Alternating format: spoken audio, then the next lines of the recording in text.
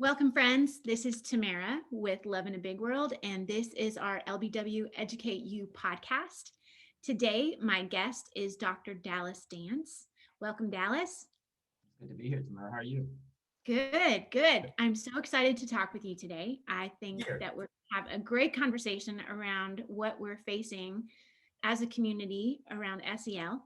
But before we dig into that, will you please give us a bit more about who you are and what you're up to? Sure.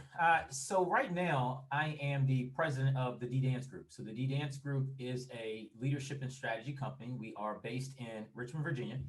We have about 75 clients across the country. I think we're about in 21 states was our last count. About half of our clients are school districts, and people work with the D-Dance Group when they want to solve problems. I'm an optimist. I believe every problem can be solved with the caveat if we want to solve it. If you want to solve a problem, you solve it with people and you solve it with strategy. So we help select, recruit, retain, develop, build capacity in your folks, a lot of executive coaching and training. But then we help build out strategy because once you have the right people on board, then you have to put the strategy together with it too. And so, in the space of which you and I have been talking over the last couple of months, many of our school district partners that we have, and we have approximately about 35 right now, school districts, we're talking a lot around not the instruction that should be happening with kids because we always do that pretty well in education for the most part, but we missed the idea, this whole idea around the whole child and providing social and emotional supports to students and families, but particularly students at critical junctures, and particularly now with COVID-19. Many of our kids haven't been in school in a year, and so that's the work that we're engaged in right now on the educational front. So it's good to be here and have a deeper conversation with you, particularly around what school districts should be doing right now and what partners should be doing right now about building those supports for kids around social and emotional learning. Yes, yes, thank you. This is a critical conversation for all of us to be having at this point in time, especially as schools are reopening for the remainder of the school year and then planning for the 21-22 school year. So it's a big problem. It's a big problem for the students, it's a big problem for families, it's a big problem for schools, and it's a big problem for communities. So, Dallas, knowing that you are a problem solver, what strategy do you see that we need to put in place because of where kids are now? So I guess first of all, can you speak to that? Where are kids now? So I like the idea of being a problem solver. My whole life, I've loved solving problems. Even as a 5 year old, I have people who, and my classmates and my family who just share things with me, and we talk about it and we solve it together. So part of problem solving is really asking the right questions that leads into a collective energy for the right answers for the right time. So what works in one area may not work in another one, but what I do know is that I'm living this on two fronts. Obviously, we have educational partners who we work with to solve problems. So I'm hearing from them, and I've talked to some of their students because we've been doing some student surveys in some of those districts too. So I'm hearing on the ground that students are struggling, but I'm also living it from the angle of a parent. I have a current sixth grader, 11-year-old, very, very just like charismatic, love the world, nothing's wrong 11-year-old. And I've seen him struggle a bit this year because as a sixth grader, you look forward to that transition. And to be honest, as we talked about earlier, most of our kids haven't been in school in over a year. And so I'm living it from both ends. And what I know is that three things definitely need to happen. So one, we have to have conversations with kids from a parent perspective, but most importantly from a school perspective. And I still see times where virtual learning happens and there's no conversations or connections happening at all. It's almost like what we have attempted to do is take a full curriculum that we would used to do in person with kids, and now we're just putting that online, missing the opportunity that kids are hurting because one, this is completely new to them, and every day they get up and it's almost like a groundhog's day. And you get up, you go down, you might get dressed, you go downstairs and all that. So there's no routine for a lot of kids. And we got to have those conversations with them because if we have those conversations with them, we hear from them what they're really struggling with. It can't be where we just say, hey, you got to do this work and you got to be here at this time without that conversation. And so I've been advising school districts to make sure that their counselors are piping in with students, that teachers, as opposed to having the full 1 hour where they're doing classroom instruction, they might do 45 minutes, and they might schedule some conversations with kids throughout that, or those times when they're doing that work that does not involve face-to-face work with teachers, that those teachers are checking in with those students to figure out what's working, what's not working. But for the most part, the simple question of asking a kid, how are you doing and how are you feeling? And we can take that same thing and say that needs to be the same for teachers and staff too, because the same as students are hurting, teachers are hurting too, and many of our other employees. But students in many cases don't know how to cope with that. They need some guidance around it. So the conversation is completely huge. The second thing we've got to do is we've got to look at the types of activities or experiences we're giving to kids. In some cases, what I'm finding out as I talk to our partners or even myself as a parent, the same things that we would do in a classroom with kids, meaning that a worksheet or a PowerPoint you having to review it, some of those things that we're not engaging during face-to-face learning, we're doing the same thing. We've just put it online, which makes it even worse because online you're in an isolated environment and you're not able to truly have that interaction with the teachers that you would do in school. So in many cases where we think it's actually gone well, in several cases it's gotten worse. And so looking at those enrichment activities and experiences that we provide to kids is absolutely essential.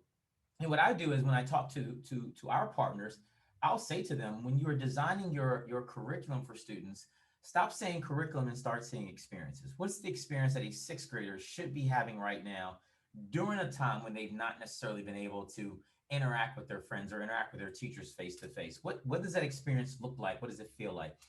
And so when you take the conversations with kids, you take the enrichment activities and experiences that we have with kids, then we've got to figure out the what's next. And I've been very clear with our partners. My son's mother and I have a phenomenal relationship.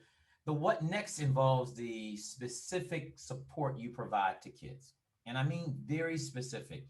I was talking to a district earlier today, and what they told me is that we have the opportunity to identify what kids need. We have a dashboard. They showed me this elaborate dashboard. And Tamara, I actually was so excited by the dashboard. And then I stopped for a moment. I even had to pump my own brakes. And I said, you know what? This is an opportunity where we say to ourselves, we have so much data within school systems, we never talk about what next. And how do we take what we know kids are needing and we actually do it?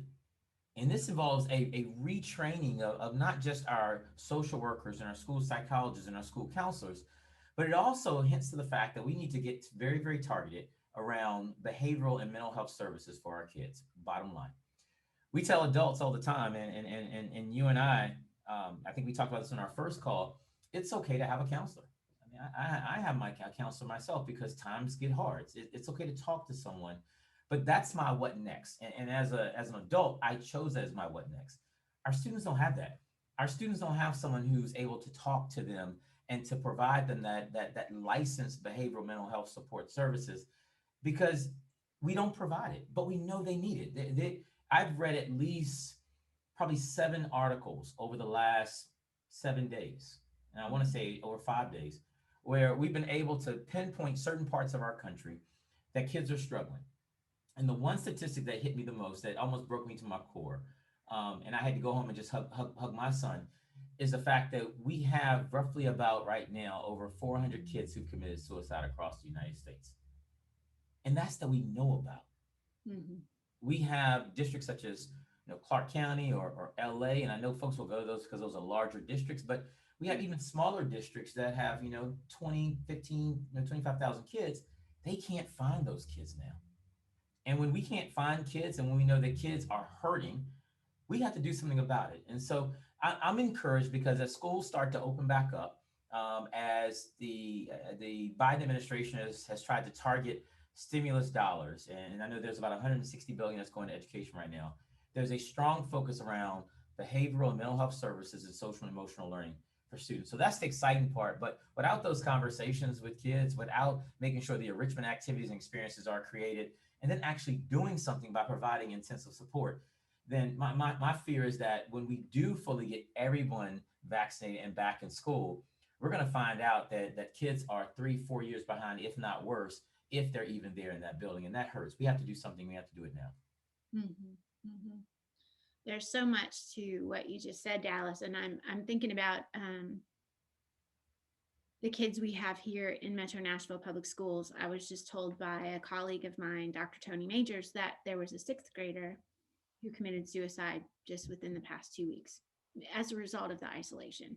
So I think it is imperative that we put supports in place for kids and families, um, whether the school's open or not. I mean, I feel like one of the things about this whole pandemic is that it's been a wake up call for the holistic needs of kids. It What has been a wake-up call, and I hope that folks, particularly our district leaders, and our district leaders, we always have a heart for kids, but sometimes we don't push as much as we know we need to for fear of whatever, losing our jobs, for fear of angering or aggravating the board or whatever that is. Bottom line is though, we when you just shared that story with me, first thing I thought about was Miles, my son, Mhm. and we got to think about every single kid just like they were our child because they are. And so, to your point, whether schools are open or not, we still have an opportunity to provide instruction and support to students, but we have to do it. We have to jump out there and say, you know what, we have to do something. In many cases, we can't do it by ourselves. So many times, as districts, they we want to do it ourselves, and we can't do it all the time. It's okay to go to a third party partner or to contract for some services if you know it's needed. What's not acceptable is to not do anything, and that's my fear as we are it's almost like we've accepted this as the new normal, and that's unacceptable on every end. We've got to make sure that we're providing that, because if that sixth grader did that, we know from our national studies that has come out from universities from Boston to Harvard to University of Texas, that we've seen signs happening all along, at least in many cases for a month, and in many cases over a year or so, that this isolation, as adults, we even experience it, right? I have friends who will say, I need to get out, I need to see you, or I need to do something, and as adults we have that choice. Many kids don't have that, and those are people who have options. I get worried about the young person who they came to school because that was their sort of sanctuary from what they were dealing with, Mhm. and they haven't had that. I was very excited that schools across the country were offering meal services to kids and to families, and they were doing this inclement weather. They were doing it, even when conditions didn't permit it. They knew that that was something that folks relied on when they came to the building sometimes, and they offered that. But as same as food is essential to us, the ability to control and have support for our mental health is the same way. That Maslow's hierarchy of needs, we know that the basic level is that security piece, and yet food is a part of that. But I'll end it with this, and I say it all the time. I wake up every morning and I say it to myself too. The heart and the mind are the two biggest organs, and I know a lot of people go to the heart first. To me, the mind is the biggest organ, because your mind controls everything else. I used to tell our kids at graduation, watch your thoughts because they become your words. And that's so true, because then your words become your actions, but your thoughts start it all. So we have to make sure we're providing that mental and behavioral health support to our students, because if they're not able to strongly think about being a better version of themselves every day and navigating the struggles that come with life, because we know as they get older, it only becomes difficult, but we're able to do better as adults because of the foundation that's been laid. But we got to do a better job right now of laying a more solid foundation for our young people. And I think so much of that, Dallas, is around the reality that we're feeling isolated, like you talked about. And whether we're in person or virtual, we need to find ways to create community. We need to Yes. cultivate a sense of belonging, to know that, okay, you might be in your bedroom on screen doing your schoolwork, but you're still part of something bigger than yourself. There are still caring adults who are looking out for you. There are peers who know that you matter, that your voice is important, whether you're an elementary student or a high school student or a middle school student. I mean, who you are and what you have to say, what you have to contribute to this learning community is important. And I think from what I've seen, from where I'm sitting, people are still struggling with that. We're struggling with that as adults. And I know the kids are struggling with that. I've got 3 kids, various ages, college, graduating from high school, and then freshmen in high school. It's been a trip watching them try to navigate this because they're not used to it, like you said, and then trying to let them know that you're not alone in this when so often they feel very, very alone.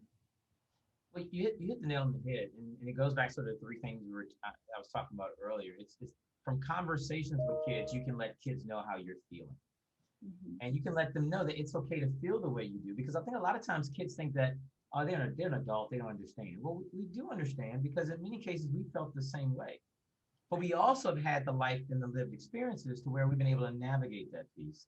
And in talking to kids, what I like most too is that you can let them know that you care.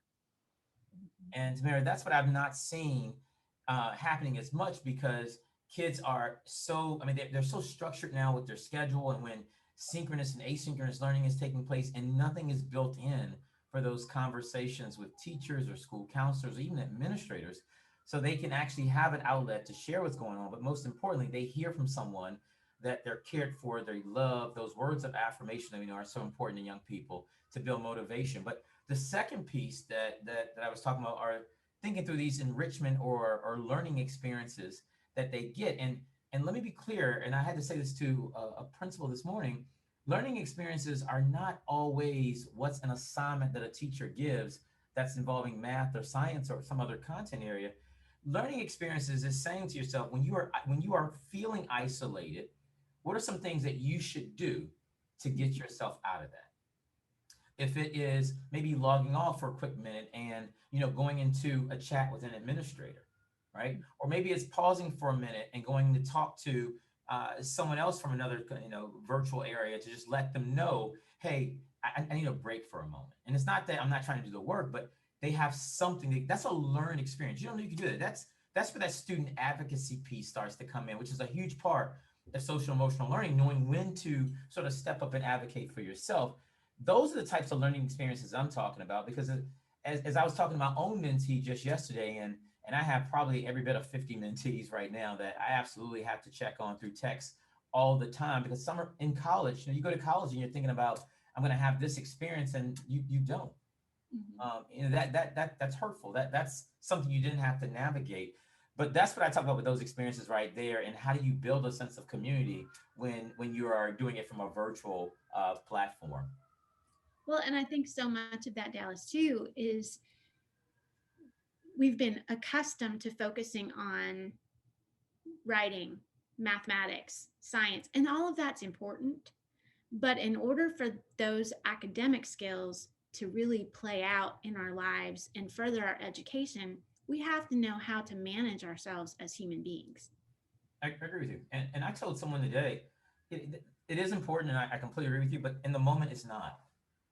Because I can, and I was an English teacher, I can teach the writing process to students where they will become prolific writers just by learning how to think deeper.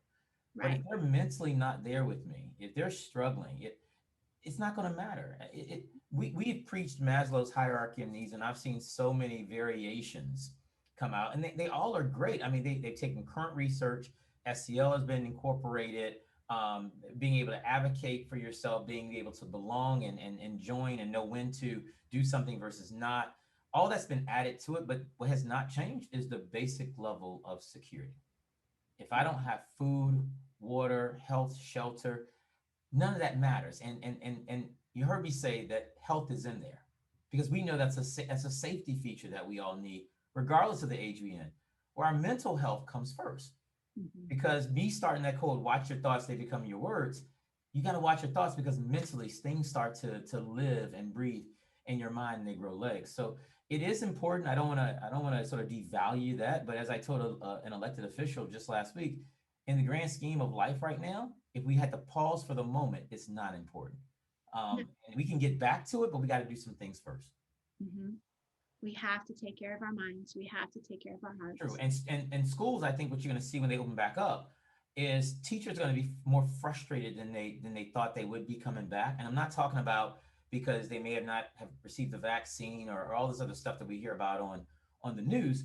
I think they're going to be a little frustrated because where they think they might be able just to pick up from where they were, they're not going to be anywhere close to that. And I think, you tell the teacher all the time, and you probably did. I know I did it. I spent the first like week building relationships with kids. And I wanted them to know that, this was more important to me so that success later on would be a better and real and more guaranteed possibility. It's going to be the same thing, if not worse, when students come back, because they would not have seen that teacher for a year. They wouldn't have seen their principal for a year. No one, kids love school. Let me be clear with you. There's not a kid I talk to who has said, you know what, I hate school. And when they say they hate school, and when I ask further questions, they hate an experience of school. Mhm. Because this is why when kids get suspended, they get mad. They want to be in school because they want to see their friends. They want to be involved. They want to be, to your point, within that sense of community. And you don't have that when you're suspended. But everywhere else, where else is right now, though, they're isolated. They're on almost like a year-long suspension. And we've not necessarily addressed the fact that even when you're suspended or you're not in school, you still have to be cared for from a behavioral mental health perspective. So I am encouraged, but at the same time, I'm still very, very much worried. So, what do we need to do as we're reopening and as we're aware that it's going to take a trauma response, really? I mean, I'm just imagining like an ambulance driving up onto the scene of an accident. I mean, that's pretty much where we are. It's an emergency situation for our students, right? And our educators and our families. What do we need to be doing as schools are reopening and as we're beginning to re-engage with students? What are some of the practical things that we can put in place in order to help make schools safe so kids can learn? Absolutely. And so I'm glad you asked that question, because I literally just had an in-person conversation, socially distanced, of course, but in-person conversation with a school chief of schools, a district of about 70,000 kids. And we talked literally about that same thing right there. Let me be clear on the record. I'm encouraged and I want kids back in school. Obviously, I want it in a safe manner. And I think the schools have spent a lot of time focusing on the physical safety that comes from the environment. Great, kudos. We had our one-time funding. We did that. And there are things we'll have to do, obviously, as we learn with people coming back, particularly around lunches and things like that with large gatherings. But those are things that we can do. And many times we go to stuff like that because it's so transactional. And we know that it's almost like a checklist, right? I can figure out the lunch schedule for all 2,000 kids easily. But what schools have got to do, though, is that when they start to get kids back in, they've got to hit a reset.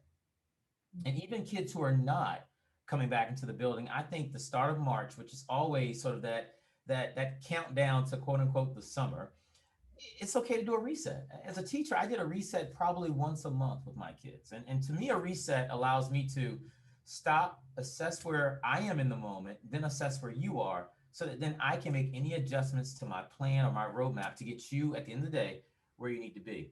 None of us creates a strategic plan, a 3-year one, and say, you know what, now I've created it, I'm going to look at it again in 3 years. No, we create that plan and literally we go back in some cases monthly or quarterly to figure out where we are. Schools need to do a reset with that right now. We need to involve our school counselors a little bit more. And I know the caseloads are a little bit high, but guess what? We have school counselors, we have school administrators, we have all of these other employees that are non-classroom based, which is what I share with this district administrator, that you don't have to be licensed. And I know that everyone says you need to be a licensed behavioral health counselor or mental health counselor to provide support to kids. When we get to a situation where we need to have more intensive intervention, yes, completely agree. You need to be certified and credentialed and able to do all that. But I'm talking about just building solid relationships with kids to figure out where they are. It costs us nothing because we already have employees on payroll. We already have, mentoring and after school groups and coaches and all of this. And coaches are great at this because I was never a coach myself, but I played football, baseball, and track. And I know coaches right now who are friends who are weekly checking on their players. And so, I have a friend of mine who's a coach, and he said, my quarterback, I haven't been able to talk to him for 2 weeks. I'm doing a home visit. He said, I did a home visit a week ago and he wasn't there, but I'm going to keep doing a home visit and about to start doing it daily because this is not like him. That type of commitment there is where we have to go back to. In those intensive cases, yes, we need to have credentialed folks forward. But those kids right now at home need to know that there are individuals in their school who care, who want them back safely, of course, at the same time that they know there's an outlet if they do need something. At the same time, I think schools can be very much sharing the same information with parents. And as we created for a client of ours, these are three simple questions that you can ask parents to ask their kids on a daily basis or an every other day basis and report out when additional help is needed. Because what we find is that if a student is struggling, more than likely the family may be struggling too. And if we really want to build solid students and make sure that kids reach their goals that we've set for them, then one, they have to know what that goal is because many times we set goals and they don't even know. But we also have to connect with families. Mhm. And if a mom or a dad or a grandmother or anyone knows that, hey, there is support out there from the school, then I know that I feel comfortable sharing with you what I need to support my child at home. At the end of the day, it's only going to be a better benefit to the child. And I think what I've been advising folks to do, and I know folks will say, even though money is out there for schools right now, that they're using it for other ways and all that, you know, as a superintendent, you have to make your own decision. And as a principal, you have to make your own decision. You have to be able to live with that. But I pose this one question to them: if this was your child, what would you do? And a lot of people pause and stop there because there's no amount of money that we can put on the life of a child. Um, and there's nothing that we can't do now that we can say we don't have the money for when that's not an excuse anymore. We have right now, again, another 160 billion is going to go into education. But right now we have well over $500 billion with the two stimulus packages that have already passed. And now we have a third one that's about to come later this month. There is no excuse literally for any school district across America to not be providing behavioral and mental health support services, not just to their students, but also to their staff.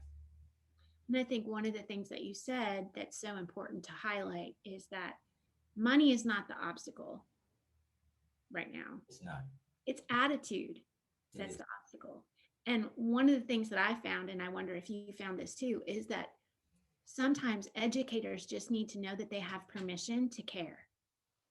Because Right. in some ways, we've been doing school at arm's length because we've been so focused on the standards or the regulations that we've forgotten that school is a human connection.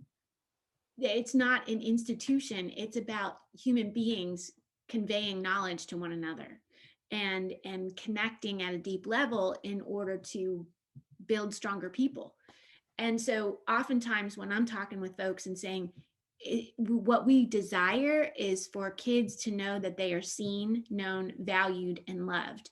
And they're like, oh, yeah. And it's at the core, right? That's why we got into education in the first place. But so many times we can get caught up with the bureaucracy or with the red tape of whether it's adulthood or just the system, right? And we can lose sight of the child. So I'm just so thankful for you bringing us back to that focus of kids themselves. And that's what this is all about. So in closing, Dallas, what would you share and have us think on? I mean, the only thing I will share in closing, and I'm glad you're bringing this topic again back to the forefront. You and I've talked a lot about it in general anyway. Um, I think what I would probably say is let's just do a reset right now.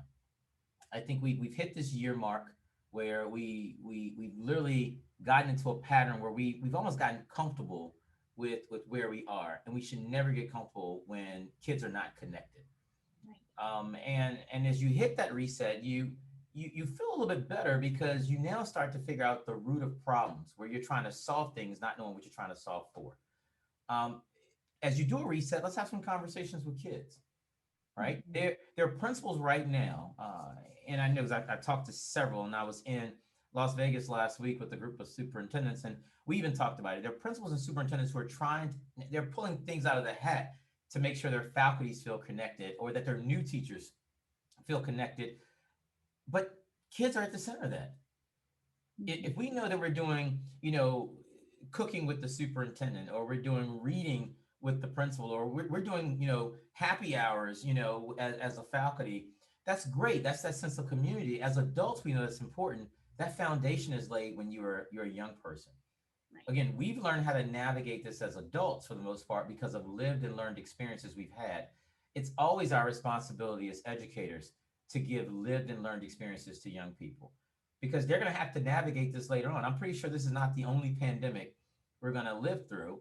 But at the same time, we can use lessons that we know we've learned, things we've not done well, things we know we need to do better, to now connect back with our kids. And again, that does not cost anything. But we also know that in the day, when we provide direct support to kids, that does cost money.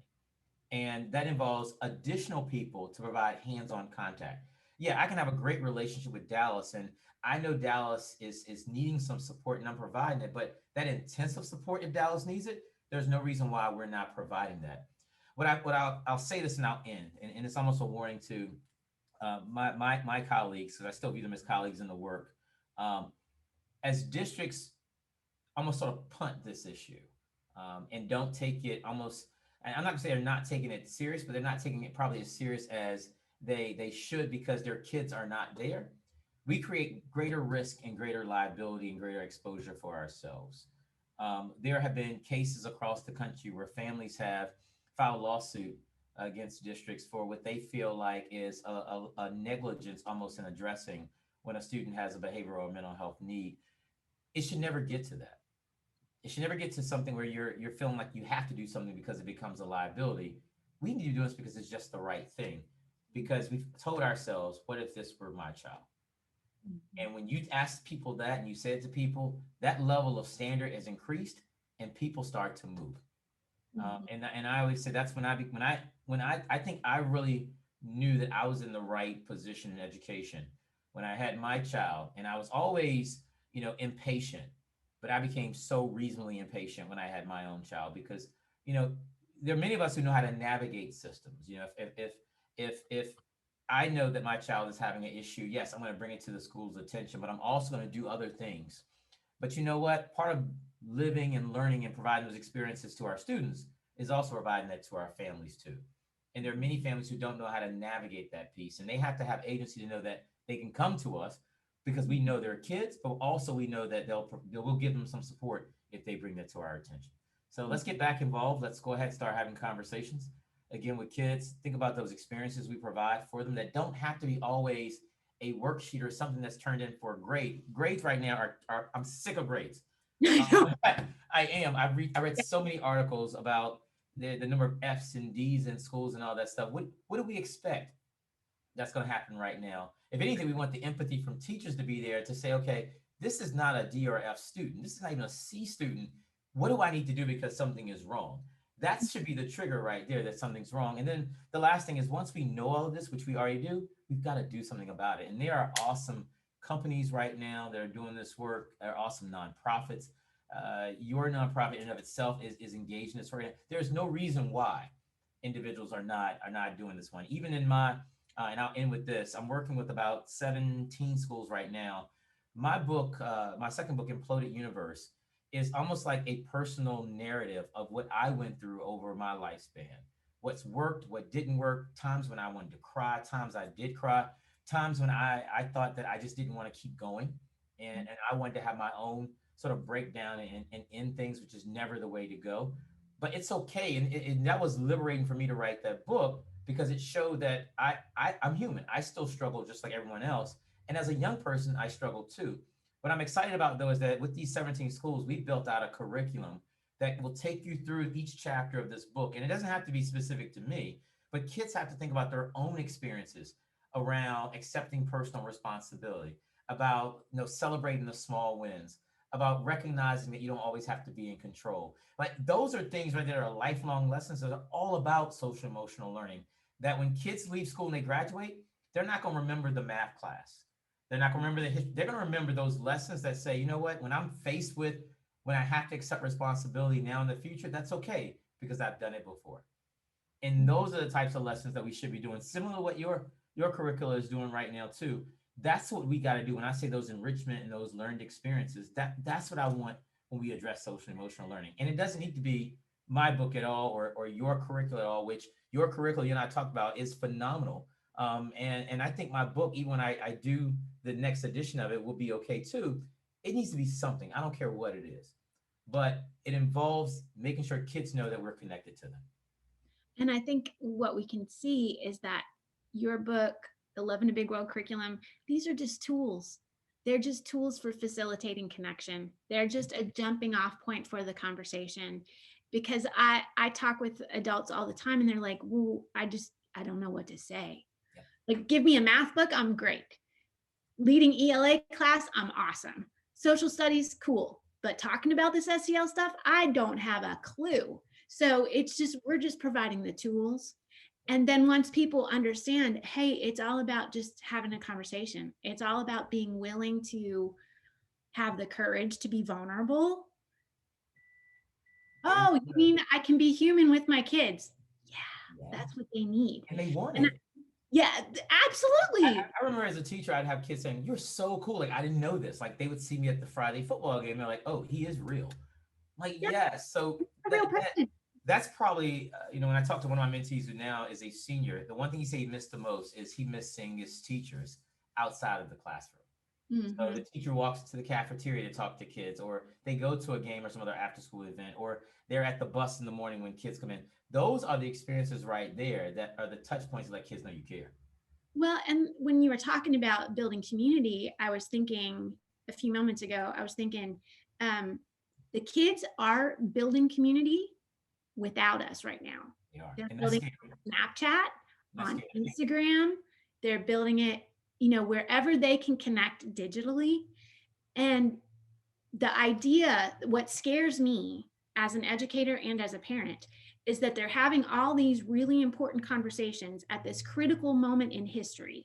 While we're dealing with the pandemic, we're dealing with all the equity issues. It's like they're having all these conversations, and there's not necessarily a grown up who's part of that to help them process it, right? And that multi generational connection is imperative because we learn from them and they learn from us. We're in it together. But there's this separation and this dichotomy of perspectives that is becoming even greater because we're isolated, not just in our own space physically, but we're isolated digitally. Absolutely. And that's got to stop. And I think the only That way can't it's work. going to stop is if we are embodied in similar spaces, right? You're right. So I'm encouraged again. I do see some movement that's happening. So I always like to be extremely optimistic and having conversations again with the superintendents last week and some of our partners that we are. I think people are recognizing that students are coming back to school now, so they have to take this a little more seriously. And while Yeah. they wish they would have done something probably a little bit sooner, it's never a good moment like the present. We now that we know, we do better. Yes, exactly. Yeah. Well, thank you so much for spending this time. Thank you for drawing me Sharing attention your to it. wisdom. Yeah, thank you. And hopefully we'll get to talk more. Hopefully we will, and see each other in person too. Oh, that would be awesome. Absolutely. We'll travel again very soon. Okay. Perfect. Thank you again. Thank you.